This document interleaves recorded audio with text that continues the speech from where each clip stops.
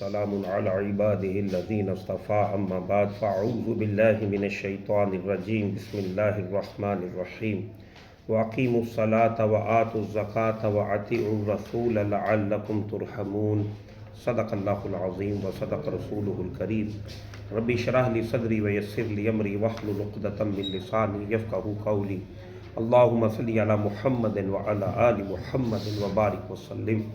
سورۃ النور کی ابتدائی 55 آیات تک ہم نے پڑھا تھا، اور اس میں اللہ سبحانہ و تعالیٰ کی طرف سے رسول اللہ صلی اللہ علیہ وآلہ وسلم کو یہ خوشخبری دی کہ اللہ سبحانہ و تعالیٰ ایمان اور اقان کا حق ادا کرنے والوں کو دنیا کے اندر بھی خلافت اور غلبہ جو ہے وہ عطا فرمائے گا۔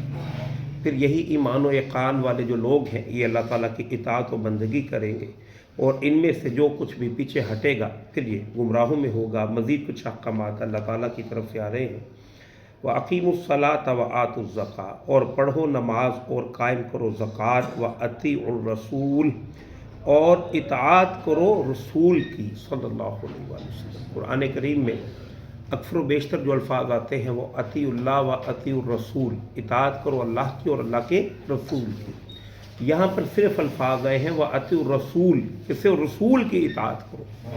گویا کہ حقیقی مومن کے لیے آپ صلی اللہ علیہ وآلہ وسلم کا فرمان بھی ایسے ہی ہے کہ جیسے اللہ کا فرمان ہے۔ آپ صلی اللہ علیہ وآلہ وسلم کی بات بھی اسے ماننا فرض کے درجے میں، یہاں پہ صرف اطاعت رسول کا تذکرہ ہے۔ اور جیسے پچھلی آیات کے اندر ہم نے پڑھا ہے کہ اللہ سبحانہ و تعالیٰ مومنین کو ضرور اجر عطا فرمائیں گے، کہ دنیا کے اندر بھی انہیں غلبہ اور تمکن عطا فرمائیں گے۔ تو حضور صلی اللہ علیہ وآلہ وسلم کے دور مبارک کے اندر ایسا ہوا کہ جزیرہ نما عرب کے اندر پورا کا پورا اسلامی نظام اور اسلامی ریاست جو ہے وہ بالفعل قائم ہو گئی۔ اللہ کی اطاعت و بندگی جہاں پر پوری طرح سے ہو سکے وہ نظام مصطفیٰ جو ہے وہ آ گیا۔ لیکن حضور صلی اللہ علیہ وآلہ وسلم صرف عرب کے لیے تو نہیں آئے، آپ تو پوری انسانیت کے لیے تشریف لائے تھے۔ لہذا احادیث سے پتہ چلتا ہے کہ اس کائنات کے بالکل آخر کے اندر جا کر اس دنیا کے خاتمے سے پہلے اللہ تعالیٰ دوبارہ یہاں پر خلافت علی منہاج النبوہ ضرور اللہ تعالیٰ یہاں پر جاری فرمائیں گے۔ اور اب جب خلافت آئے گی وہ گلوبل ہوگی، عالمی ہوگی، پوری دنیا پہ غلبہ اسلام ہی ہوگا، اور اس کے سمجھیے کہ دروازے پہ ہم کھڑے ہیں۔ ایک حدیث مبارکہ نبی کریم صلی اللہ علیہ وآلہ وسلم کی میں آپ کے سامنے رکھ دوں، یہ مسند احمد کے اندر موجود ہے۔ سیدنا نعمان بن بشیر رضی اللہ تعالیٰ عنہ روایت کرتے ہیں، فرمایا کہ اللہ کے نبی صلی اللہ علیہ وآلہ وسلم نے فرمایا ہے تکون النبوۃ فیکم ما شاء اللہ ان تکون، کہ مسلمانوں نبوت تمہارے درمیان رہے گی جب تک اللہ چاہے گا کہ وہ قائم رہے، یعنی حضور صلی اللہ علیہ وآلہ وسلم بنفس نفیس موجود رہیں گے۔ پھر فرمایا ثم یرفعها اللہ اذا شاء ان یرفعها ثم تکون خلافت علی منہاج النبوہ، پھر اس کے بعد خلافت علی منہاج النبوہ کا دور آئے گا۔ پہلا دور نبوت، اور اس کے بعد خلافت راشدہ کا دور، کامل اسلام، مکمل اسلام، یہ 30 سالہ جو خلافت کا دور ہے۔ پھر اللہ کے نبی صلی اللہ علیہ وسلم ارشاد فرماتے ہیں کہ اللہ سبحانہ و تعالیٰ پھر جب چاہے گا اسے بھی اٹھا لے گا، خلافت جو ہے وہ ختم ہو جائے گی۔ اور آپ حضرات جانتے ہیں کہ 30 برس کے بعد خلافت جو ہے وہ ختم ہو گئی۔ پھر اللہ کے نبی نے ارشاد فرمایا ثم تکون ملکا عابدا، پھر ہوگی کٹ کھنی ملوکیت، بادشاہت کا دور، جیسے سمجھیے کہ بنو امیہ اور پھر بنو عباس کے جو بڑے بڑے بادشاہ، عثمانی خلافت کے بڑے بڑے بادشاہ۔ اس میں یہ ہوا کہ سیاسی نظام جو ہے وہ ٹوٹ گیا، اور سیاسی نظام کا معاملہ کیا تھا کہ باپ کے بعد بیٹا، بیٹے کے بعد پوتا، پوتے کے بعد اس کا بیٹا۔ لیکن یہ کہ نیچے جو معاملات تھے وہ ٹھیک چل رہے تھے پھر بھی، لیکن یہ کہ اوپر بادشاہت یعنی اپوائنٹ کیسے کریں گے خلیفہ، یہ سلسلہ جو ہے وہ ختم ہو گیا، تو اسے بادشاہت کہا اللہ نے۔ اور یہ ظاہر ہے کہ بادشاہت کو پروٹیکٹ کرنے کے لیے، اپنی بادشاہت کو سنبھالے رکھنے کے لیے تو پھر ظلم بھی ہے کہ جو کرنے پڑتے ہیں، زیادتیاں بھی کرنی پڑتی ہیں۔ لہذا کہا ملکن عاقدن، کٹ گھنی ملوکیت۔ اس دور کے اندر جو ظلم ڈھائے ہیں وہ تاریخ کا حصہ ہے۔ پھر اللہ کے نبی صلی اللہ علیہ وسلم ارشاد فرماتے ہیں کہ کہ پھر اللہ تعالیٰ اسے بھی اٹھا لے گا جب چاہے گا کہ وہ اٹھ جائے گی. پھر فرمایا ثم تکون ملکن جبریہ، پھر چوتھا دور آئے گا. اور اللہ کے نبی صلی اللہ علیہ وآلہ وسلم نے ارشاد فرمایا کہ یہ ہوگی غلامی والی بادشاہت، غلامی والی ملوکیت. آج ہم اسی سطح پر کھڑے ہیں. خلافت عثمانیہ کے بعد ملکن اعظم بھی جو ہے وہ ختم ہوئی اور اسلام پورا کا پورا نیچے گر گیا. اس اعتبار سے ریاستی سطح پر، اخلاقی سطح پر اسلام آج بھی عروج پر ہے. دنیا کے اندر سب سے زیادہ پھیلا ہے جو مذہب پھیل رہا ہے وہ اسلام ہے. لیکن بہرحال اس کا سیاسی غلبہ و تسلط جو ہے وہ نہیں رہا. اور یہ ہے اصلاً کہ اگرچہ کہ بادشاہت ہے مسلمانوں کے پاس ہے، لیکن ملکن جبریہ کہ وہ خود بیچارے جو ہیں وہ مغلوب ہیں، غلام ہیں. وگرنہ آج کے دور کے اندر جو ظلم و ستم کی فضا فلسطین کے اندر ڈھائی جا رہی ہے، جو بربریت وہاں پر ہو رہی ہے، واقع یہ ہے کہ وہ انسانیت سے بڑی دور کی باتیں ہیں. اور اس پر مسلمان حکمرانوں کا کوئی جس انداز سے کوئی ریئیکشن آنا چاہیے تھا اس کا عشر اشیر بھی نہیں آیا. برے حالات ہیں، یعنی بچوں کو ذبح کیا جا رہا ہے، آبادیوں پر بمباری کی جا رہی ہے، ایمبولینسز کو ڈھایا جا رہا ہے، ہسپتالوں کے اوپر اور جو کیمپس ہیں ان کیمپس کے اوپر بمباری کی جا رہی ہے. دنیا کے اندر جو قانون خود یو این او نے وضع کیے ہیں ان قوانین کو سر عام امریکہ اور اسرائیل ڈھا رہی ہے، پوری طرح سے جنگی جرائم کا شکار ہے. اور وہاں پر مسلمانوں کی نسل کشی جو ہے وہ کی جا رہی ہے. اور ڈیمانڈ یہ بھی نہیں کر سکتے کہ جنگجوؤں کے ساتھ جنگ کرو لیکن عام آبادیوں پر تو بمباری نہ کرو. کسی کی جرت نہیں اتنی بات کہنے کی. یہ بغیرتی بے اہمیتی کی انتہا ہے. اور یہ شاید میں نے کل بھی بات کی تھی کہ لوگ کہتے ہیں کہ جی انہوں نے بڑی ٹیکنالوجی میں ترقی کی ہے، بڑا اوپر چلے گئے ہیں، بڑا کچھ ہے ان کے پاس. ایسا نہیں ہے.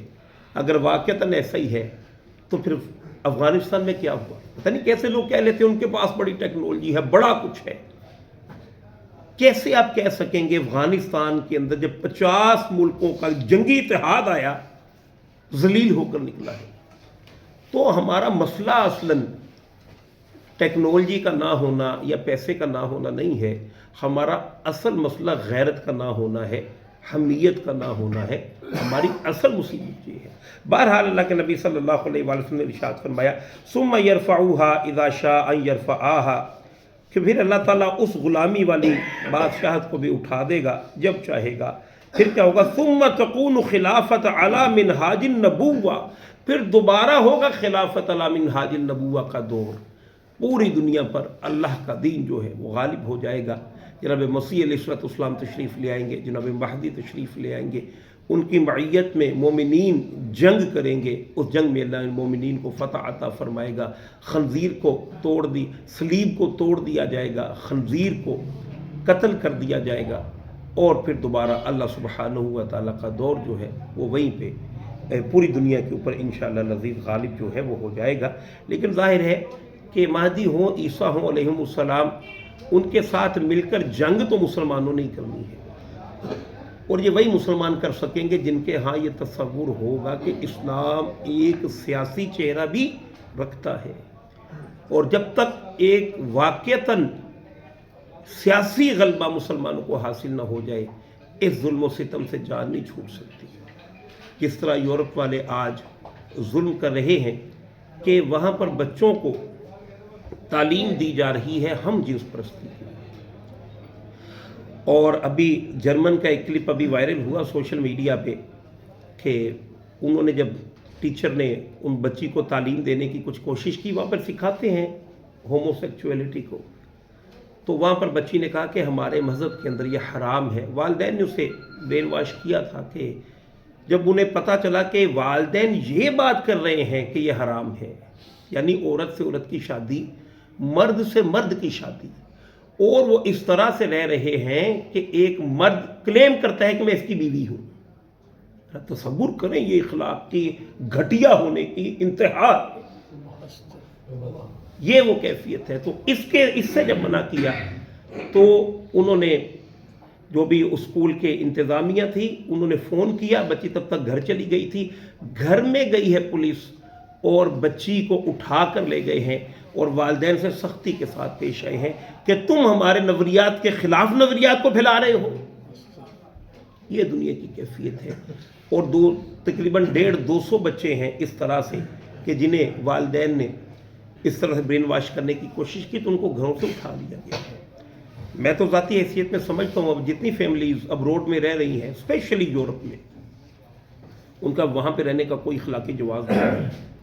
تھوڑی سی زندگی ہے، ذرا تھوڑے نچلے سطح پر بھی آ کر بسر کر لیں گے تو کچھ نہیں ہوتا. یا کم از کم خود رہ لیں، بچوں کو تو لے کر آئیں یہاں پہ. کس فضا میں بچوں کو وہاں پہ آپ لوگوں نے جو ہے وہ زندہ رکھا ہوا ہے. لیکن بہرحال یہ ظلم ہے، یہ ظلم کی سیارات ہے، اس کے خلاف جہاد اور قتال یہ ناگزیر ہے. اس کے بغیر ممکن نہیں ہے کہ معاملات جو ہیں وہ سیدھے راستے پر آ سکیں. یہ تو سمجھیے کہ آپ شدت کی بات کہیں، کچھ بھی کہیں، لیکن اس کے بغیر معاملات حل ہونے والے نہیں ہیں.